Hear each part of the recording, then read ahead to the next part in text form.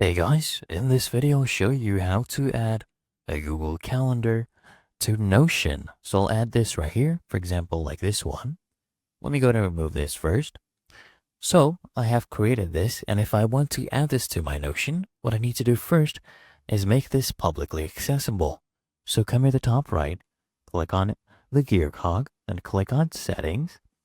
And here I want you to access your calendar. So this is what mine was.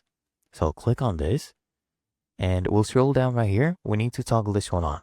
We need to first make this available to the public. Click on OK. And don't use this link to embed it, okay? Don't do this. Scroll down. That's a mistake a lot of people make. What you need is this one. Public URL to this calendar. Copy this one. Come back to Notion.